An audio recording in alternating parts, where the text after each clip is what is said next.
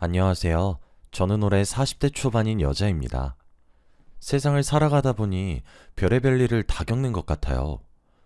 지금은 딸과 아주 재미나게 둘이서 살고 있지만 불과 몇 달 전까지만 해도 얼마나 많은 일들이 있었는지 모릅니다.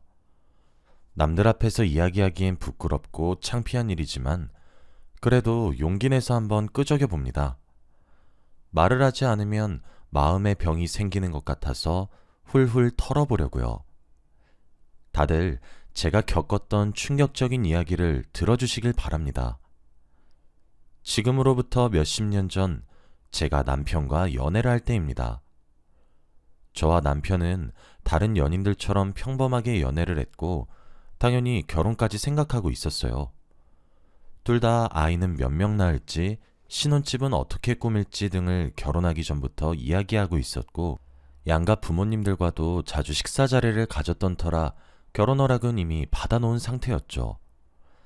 이제 둘 다 경제적으로 안정적인 상태이기도 하고 나이도 어느 정도 차서 슬슬 결혼 준비를 해야 할 것 같았어요. 그런데 딱 그맘때쯤 정말 놀라운 소식이 들려왔어요. 바로 제가 임신을 했다는 것이었습니다. 혼전 임신을 한 것이죠. 이건 하늘이 저와 남자친구 보고 결혼을 하라는 말인 것 같았어요. 저는 그 소식을 남자친구에게 어떻게 전해야 할지 설레는 마음이었고 정말로 저의 임신을 좋아해 줄지도 걱정이 되었습니다.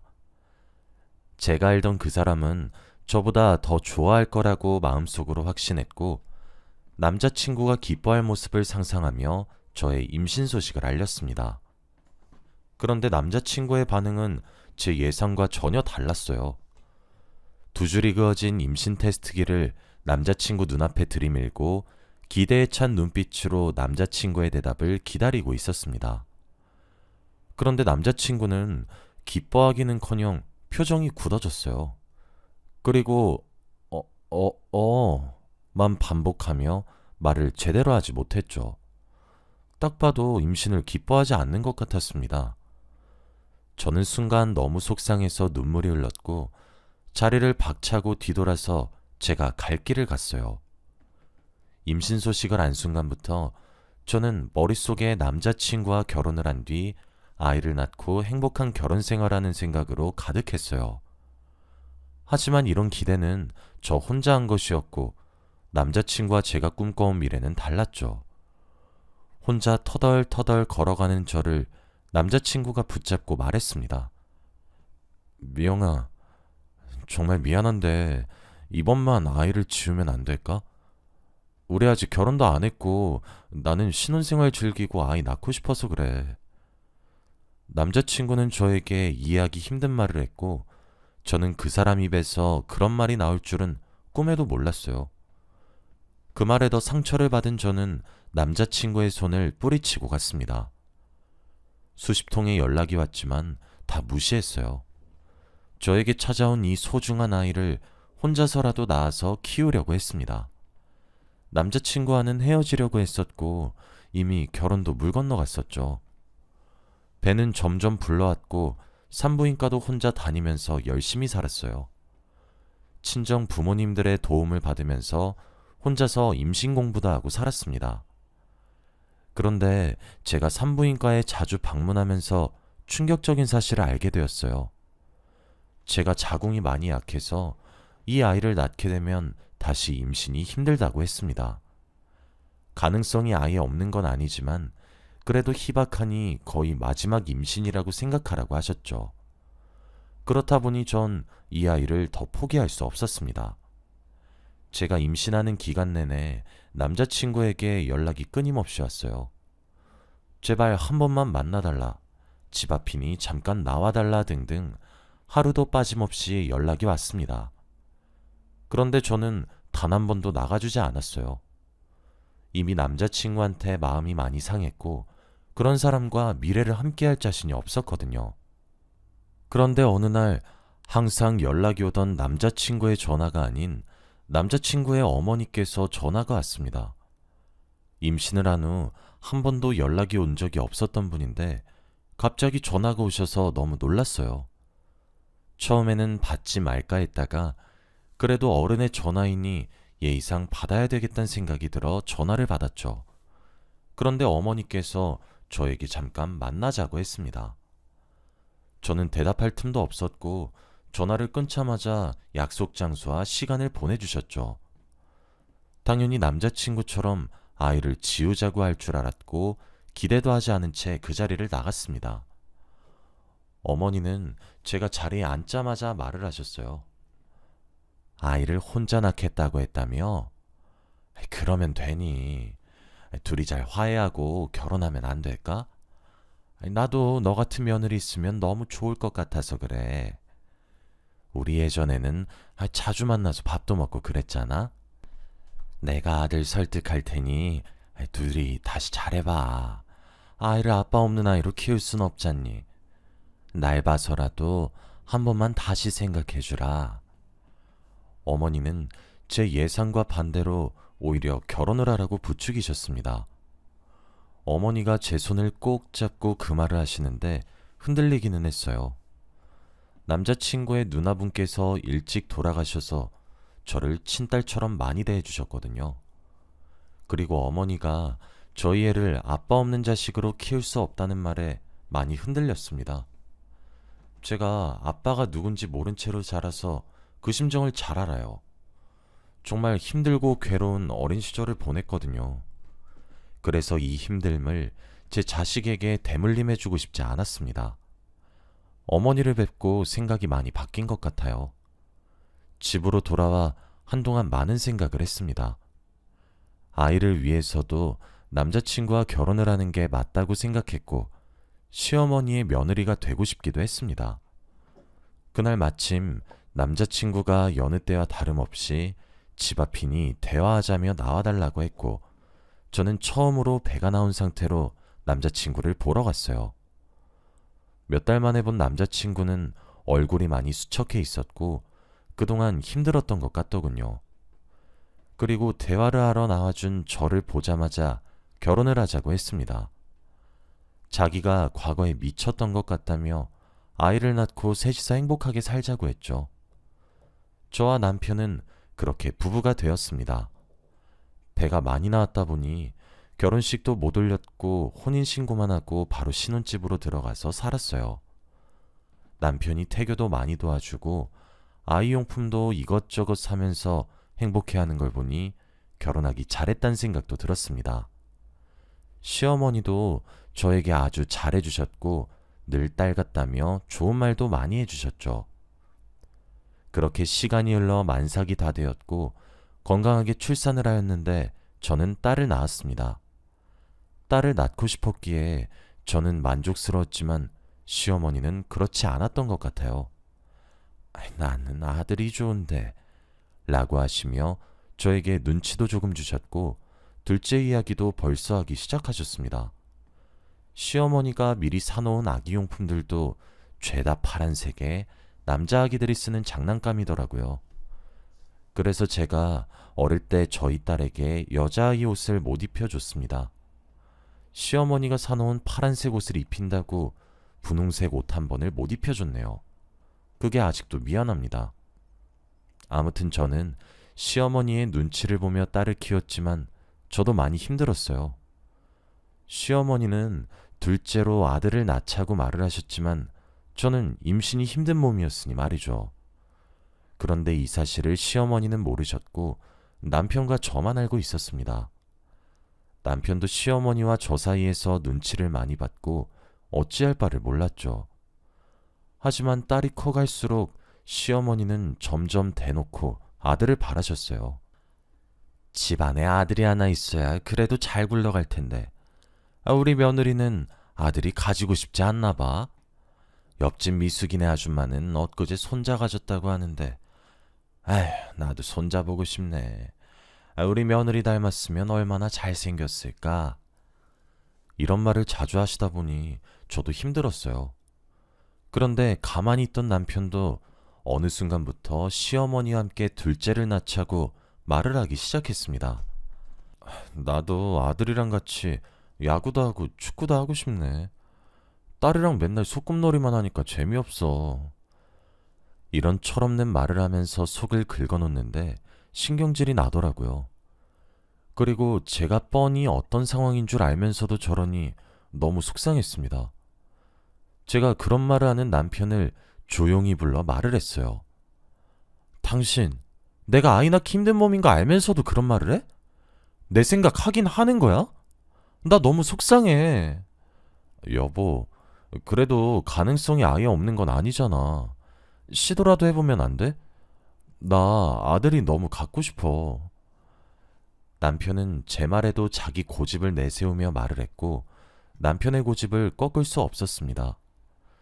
솔직히 저도 둘째 가지면 너무 좋았죠. 그런데 몸이 따라주지 않으니 스스로도 답답할 노릇이었습니다. 그래서 시어머니와 남편의 강요에 저는 시험관 수술을 시도했어요. 저도 솔직히 하면서 조금의 기대는 했던 것 같아요.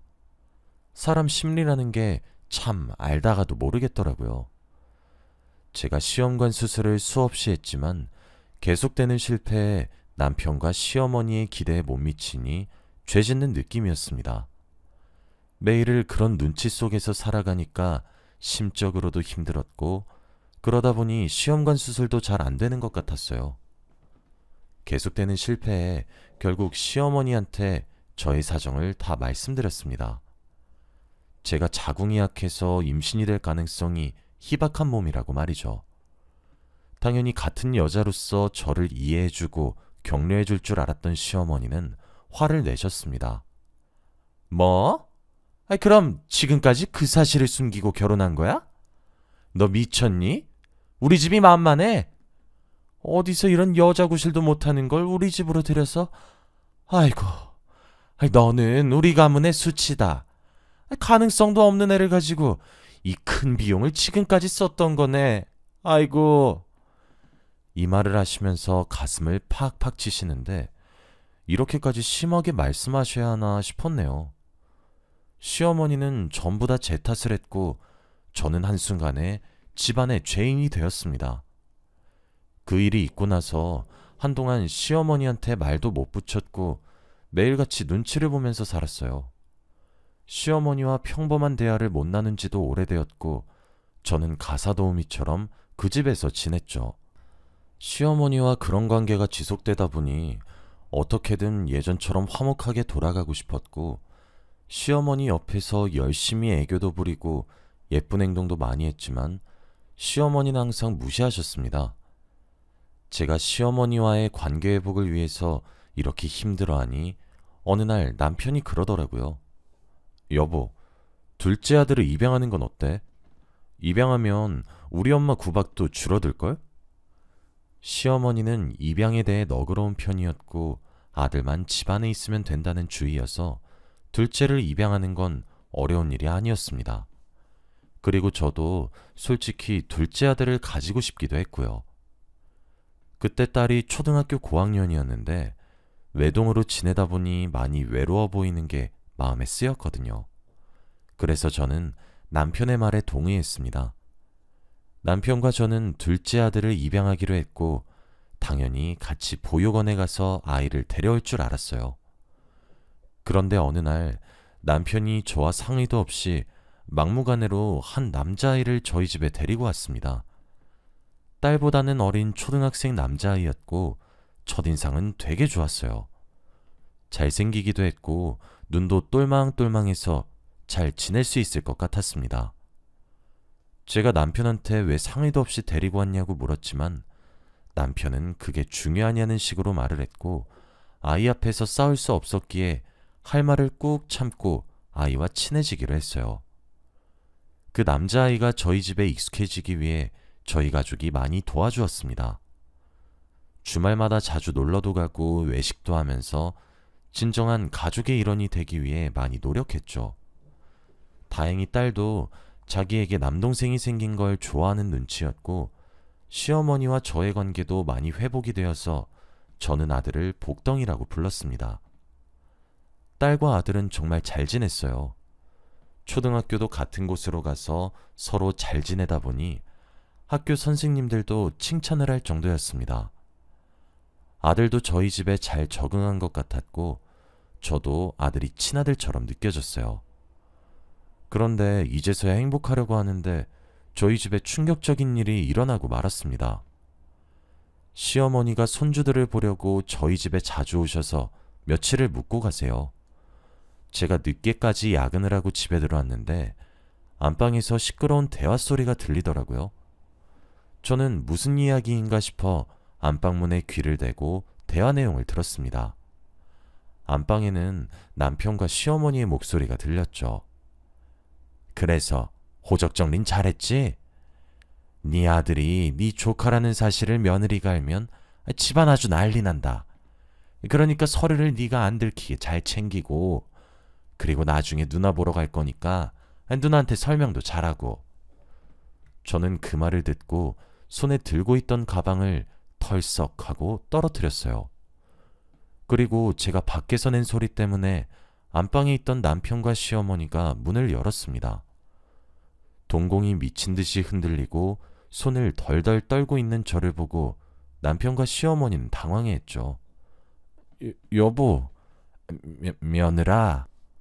저는 다리에 힘이 풀릴 것 같아서 겨우겨우 거실 소파로 가서 앉았어요. 그리고 시어머니와 남편은 저를 따라와서 말을 하기 시작했습니다. 이게 대체 무슨 일이냐고 말을 했어요.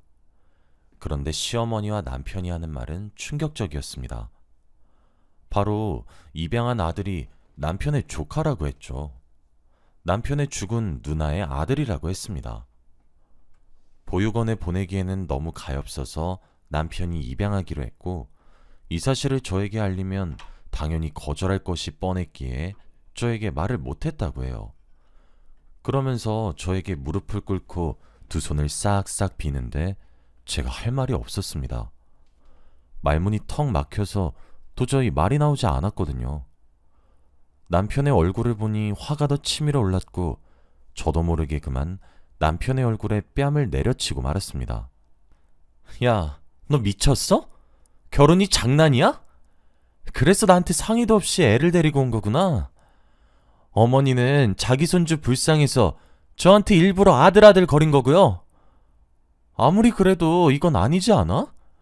여자 구실 못한다고 구박할 땐 언제고 나한테 뭐 가문의 수치? 진짜 둘 다 미친 거 아니에요? 그리고 그건 뭔데요? 누나를 보러 가서 설명을 한다뇨? 당신 누나 돌아가신 거 아니었어? 이 말을 하니 남편과 시어머니는 당황을 하며 서로 눈을 마주쳤고 남편은 저에게 오해라고 했습니다. 당연히 죽었지. 주기적으로 누나 무덤에 가는데 그때 누나를 본다고 한 거였어. 여보, 내가 미안해. 내가 죽을 질 지었어. 이번 한 번만 봐주라. 어? 저는 진짜 화가 미친 듯이 났어요.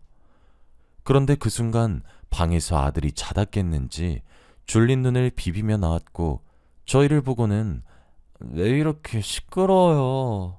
라고 했습니다. 아들을 보고 저희는 아무 말도 할 수 없었습니다. 이 사실을 알게 되면 좋을 게 없으니 말입니다. 그리고 저는 며칠간 남편과 냉전 상태로 살았어요. 아들이 좋은 아이라서 정말 다행이었죠. 남편이 저에게 이 사실을 숨기고 입양을 한 사실로서 저는 배신감을 많이 느꼈습니다. 남편은 평소보다 저에게 더 잘해주었고 시어머니 또한 저를 아주 공주 모시듯이 했어요. 평소에는 손도 대지 않던 설거지나 청소를 남편과 시어머니가 다 했고 저는 아무것도 할 게 없었죠. 그리고 남편은 계속해서 미안하다고 다시는 이런 일 없을 거라고 했습니다. 이렇게 지내다 보니 제가 더 한심해지는 것 같더라고요. 한 달, 두 달 시간이 지날수록 냉전 상태로 지내다 보니 저도 힘들었습니다. 저는 이미 남편한테 정이 다 떨어졌었고 믿음이 사라졌지만 그래도 이혼은 하지 않기로 했습니다. 아이들을 보니 선뜻 이혼을 쉽게 결정하지 못하겠더라고요. 바보 같지만 그냥 속는 셈 치고 다시 예전처럼 살아보려고 했죠. 아들이 다시 예전처럼 친자식처럼 가깝게 느껴지진 않았지만 그래도 노력하려고 했어요. 남편도 미웠고 시어머니도 미웠습니다. 그렇게 아들은 고등학생이 되었어요. 그 당시 딸은 갓 대학교를 입학한 대학생이었고 아들은 고등학교를 입학했죠. 많이 성장한 자식들을 보면서 감회가 새로웠고 저와 남편은 드디어 아이들을 다 키웠다며 뿌듯해하고 있었습니다. 딸은 공부를 잘해서 서울의 유명한 대학교로 가게 되어 집을 떠나 기숙사에서 살았고 저희 집에는 저와 아들 그리고 남편밖에 없었죠. 그런데 저희 집에 저희 셋만 남게 되자 아들이 돌변했습니다. 늘 부모님 말 잘 듣고 착실하던 아들이었는데 고등학생이 되고 딸이 집에서 나가자마자 바뀌더라고요. 제가 세월이 흘러 나이가 들다 보니 집에 있는 시간이 많아졌어요. 다니던 회사도 그만두고 부업을 하다 보니 집에서만 일을 했죠. 그렇다 보니 아들과도 집에 있는 시간이 많아졌습니다. 남편은 회사에 출근을 하고 아들은 학교를 마치면 바로 집에 오니 저와 둘이 집에 있는 경우가 많았죠. 그런데 아들이 어느 순간부터 엇나가기 시작했습니다. 학교에서 사고를 쳐서 담임 선생님께 전화가 온 적이 있는 건 물론이고 하다못해 경찰서에서도 연락이 왔습니다. 늘 아들이 사고 친 것을 수습하는 건 저의 몫이었고 아들을 훈육시키는 것도 제 담당이었죠. 그런데 제가 단호하게 아들을 혼내도 소용이 있겠나요? 사춘기가 온 건지 아들은 제 말을 전혀 듣지 않았고 며칠 뒤 다시 사고를 쳤습니다. 남편한테 말을 해도 당신이 더 보살펴줘 라는 말만 했고 집안에는 무관심했어요. 남편은 어딜 가는지 주말마다 밖을 나갔죠. 제가 혼자서 힘들다고 아들을 바로잡아달라고 말을 하면 남편은 미안, 나 지금 나가야 해서 나중에 할게 라고 한 뒤 아침 일찍 어딘가 나가서 저녁 늦게 들어왔습니다. 솔직히 여자의 직감이 있잖아요. 남편이 어디서 뭘 하는지는 몰랐지만 왜 나가는지는 대충 짐작이 가죠. 이미 남편이 저에게 아들의 입양에 대한 비밀을 숨겼을 때부터 저희 부부의 믿음은 산산조각이 났었고 저도 남편을 사랑하는 감정이 모조리 사라졌기에 전혀 간섭하지는 않았어요. 그런데 아들의 훈육에 관해서는 책임을 졌으면 좋겠다는 생각을 했었죠.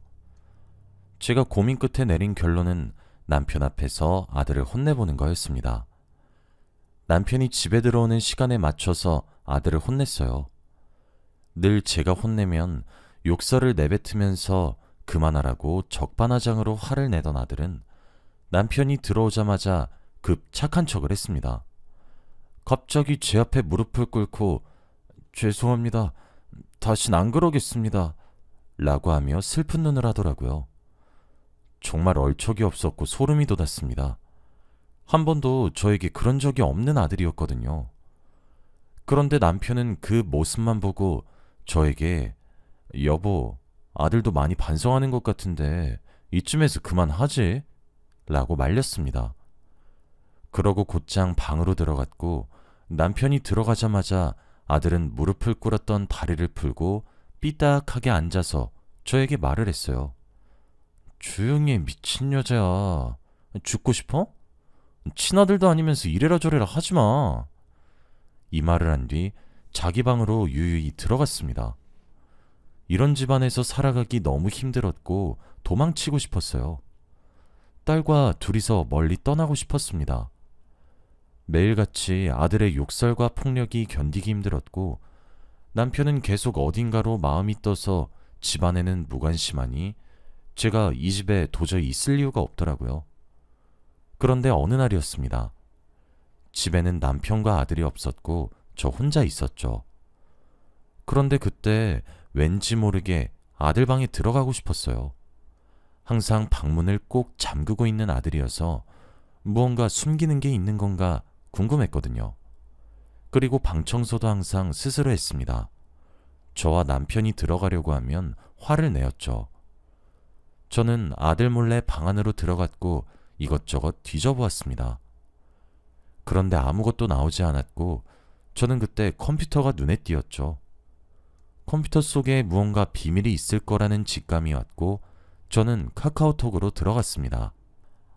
아들은 비밀번호를 잠금해 놓는 걸 깜빡한 것인지 대화창을 바로 볼 수 있었고 저는 친구들과 아들이 대화한 걸 볼 수 있었습니다. 그런데 그 대화 내용은 아주 충격적이었어요. 아들은 자신이 입양아인 걸 친구들한테 다 말하고 다녔고, 자신이 누구의 자식인지도 알고 있었습니다. 바로 안방에서 시어머니와 남편이 대화하는 걸 들켰던 날, 거실에서 저희 가족들이 대화한 내용을 들었던 것이죠. 왜 그 생각을 못했을까요? 거실에서 워낙 남편과 시어머니, 그리고 제가 아주 큰 소리로 이야기했는데 방 안에 있던 아들이 못 들었을 리 없잖아요. 그리고 더 충격적인 사실은 따로 있었습니다. 카톡 대화창에서 아들이 자신의 엄마 행방을 알고 있었거든요. 남편의 누나인 형님은 당연히 죽었다고 생각했는데 어떤 병원에 있다고 했습니다. 우리 엄마 지금 이 병원에 있대. 우리 할머니가 그러더라. 그래서 오늘 찾아가 보려고 통장 다 들고. 그러면서 병원의 주소를 친구한테 보냈고 오늘 간다고 했습니다. 아들이 주말인데 지금 집에 없는 이유는 바로 병원에 갔기 때문이죠. 저는 머릿속이 어지러웠고 아들이 말한 통장이 대체 뭘까 싶었습니다. 그리고 그 순간 금고가 생각이 났고 저는 저희 집 옷장 깊숙이 있는 금고를 열었는데 텅텅 비어 있었어요. 바로 저희 집 통장을 들고 자신의 엄마가 있다고 하는 병원으로 간 것입니다. 순간 마음이 너무 다급해졌고 저는 그 병원으로 차를 타고 갔어요. 가는 내내 정말 형님이 살아계신 건지 아니면 돌아가셨는데 일부러 시어머니가 아들한테 살아있다고 선의의 거짓말을 하신 건지 오만 가지 생각이 다 들었어요. 병원은 아주 시골에 있었고 사람들이 자주 드나들지 못하는 산골짜기에 있었습니다. 그리고 저는 그 병원으로 가자마자 형님의 이름을 댔어요. 당연히 그런 사람 이 병원에 없다고 할 줄 알았는데 놀랍게도 간호사분께서는 한 병실을 말해주셨습니다. 병실로 가는 내내 제발 동명이인이길 바랬어요. 그리고 병실 앞에 서서 심호흡을 했습니다. 저는 수십 번의 고민 끝에 병실 문을 열었죠. 그런데 그곳에 있던 광경은 아주 충격적이었습니다. 남편과 시어머니 그리고 아들까지 전부 다 있었거든요. 그들은 저를 보고 놀랐고 저는 그들을 보고 놀랐습니다.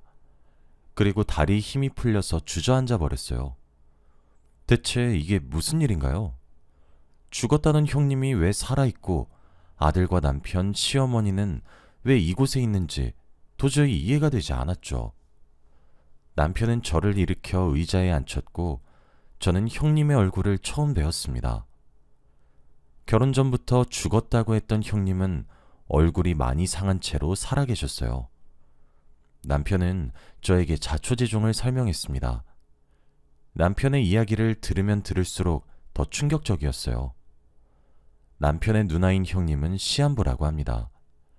그런데 아이를 낳고 큰 병을 앓게 되어서 시한부 판정을 받았고 자신의 아들이 혼자가 되어야 했던 거죠. 시어머니와 남편은 그런 아들이 불쌍해서 저를 속이고 입양한 것이었습니다. 그런데 어쩌다 보니 아들이 자신의 엄마가 살아있다는 걸 알게 되었다고 해요. 그래서 집안의 돈들을 다 들고 병원에 찾아왔는데 시어머니와 남편을 만났다고 합니다. 그들도 당황스러운데 거기다가 저까지 나타났으니 놀라울 수밖에 없었죠. 아들은 병실에 누워있는 형님과 같이 살겠다고 했고 시어머니와 남편은 반대했습니다. 그리고 형님도 이제 살 날이 얼마 남지 않았으니 아들 보고 같이 살 수 없다고 했고요. 그 가족들이 서로 자기 말이 맞다고 우기면서 말싸움을 하는 광경을 보고 있으니까 할 말이 없더라고요. 저는 그 사람들의 거짓말에 노란한 것을 알게 되니까 도저히 이 결혼 생활을 진전할 수 없었습니다. 그래서 병실에 있는 통장들을 집었습니다. 제가 통장을 드니 남편이 뭐하냐고 하더라고요. 그리고 저는 할 말을 했습니다. 내 돈인데 내가 가져가야지. 그리고 우리 이혼하자. 제가 이혼을 하자는 말에 남편은 왜 그러냐며 미안하다는 말을 반복했습니다. 이제 그 말도 질렸고 남편을 보기도 싫었어요. 이 집안 사건에 휘말리기도 싫었습니다. 여보, 우리들 다 좋은 일 하는 거야. 누나 죽으면 누나 재산 다 우리한테 오는 거 알지? 누나가 아들만 돌봐달라고 부탁했단 말이야. 아들 성인 될 때까지만 꾹 참자. 어? 이 엄마는 안 돼. 제발. 나 혼자 저 아이를 어떻게 감당해? 남편은 제가 필요한 게 아니라 아들을 키울 사람이 필요했던 거였어요. 남편의 말을 듣고 더 이혼을 확신하게 되었고, 더 이상 대화를 나눌 가치조차 없다고 느꼈습니다. 말로는 통하지 않으니 행동으로 보여줘야겠다는 생각이 들더군요. 그래서 저도 모르게 남편의 정강이를 걷어찼어요. 남편이 정강이를 부여잡고 아파하고 있을 때 남편의 뺨을 내리쳤습니다. 병실에는 쫙 하는 소리가 울려 퍼졌고 다들 놀라서 저희 쪽을 바라봤죠. 그리고 저는 묵묵히 할 말을 했습니다. 이번 주 내로 이혼 서류 보낼 테니까 도장 찍어. 그리고 저는 유유히 병원을 빠져나왔죠. 병원을 나와서 집에 돌아가는 내내 화가 나서 미치는 줄 알았습니다. 제가 얼마나 바보 같았으면 이렇게까지 일을 벌였을까요? 저는 이혼 서류를 남편에게 보냈고 양육권도 반반 나눴습니다. 제가 딸을 키우기로 하고 남편이 아들을 키우게 된 것이죠. 이혼을 하는 과정에서도 계속해서 매달리길래 빨리 끝내고 싶은 마음에 합의 이혼을 했습니다. 남편의 얼굴을 보는 것조차 싫었거든요. 아주 추잡하게 이혼을 했네요. 그리고 저는 집에서 나와 친정에 들어가서 살게 되었고 딸에게도 모든 사실을 다 말해주었습니다. 다행히도 딸은 제 편이 되어주었죠. 이혼 후 그들이 어떻게 살고 있는지는 몰라요. 얼마 전 남편의 누나분께서 돌아가셨다는 부고 연락을 받았는데 장례식장에 가지도 않았습니다. 너무 괘씸하고 미워서 말이죠. 어떻게 저와 결혼 전부터 형님이 죽은 사람이라고 거짓말할 수 있나요? 인생에서 한 번뿐인 결혼이 아주 최악의 기억으로 남았습니다. 여러분은 사람 가지고 놀지 말길 바래요. 지금 생각해봐도 너무 분하고 그들이 천벌을 받았으면 좋겠습니다.